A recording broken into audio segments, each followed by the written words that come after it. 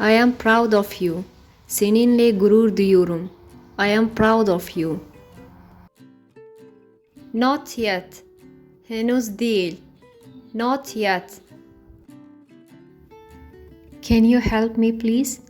Bana yardım eder misin lütfen? Can you help me please? Don't hide. Saklanma. Don't hide. I thought. Düşündüm. I thought. Come inside. İçeri gel. Come inside. Look up. Yukarı bak. Look up. Don't lie. Yalan söyleme. Don't lie. Forget it. Unut gitsin. Forget it. Close your eyes. Gözlerini kapat. Close your eyes. Follow me. Beni takip et. Follow me. Go outside. Dışarı çık. Go outside. Hold this. Bunu tut. Hold this. Go home. Eve git.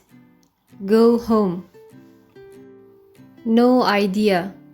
Fikrim yok. No idea.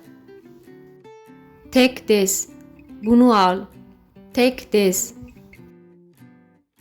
Throw that. Bunu at. Throw that. We did it. Yaptık. We did it.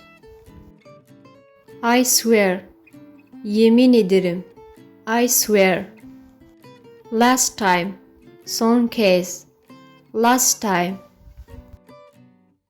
Don't be formal. Resmi olma.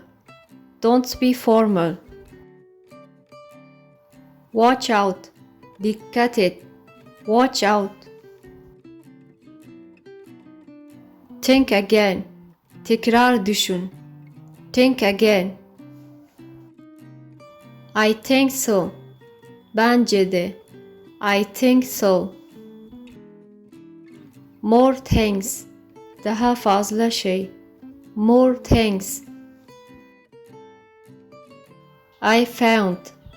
Buldum. I found. Next time.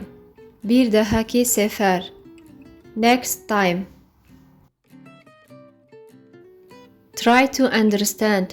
Anlamaya çalış. Try to understand. That is why. Bu yüzden. That is why. I will come. Geleceğim. I will come. Thanks for watching.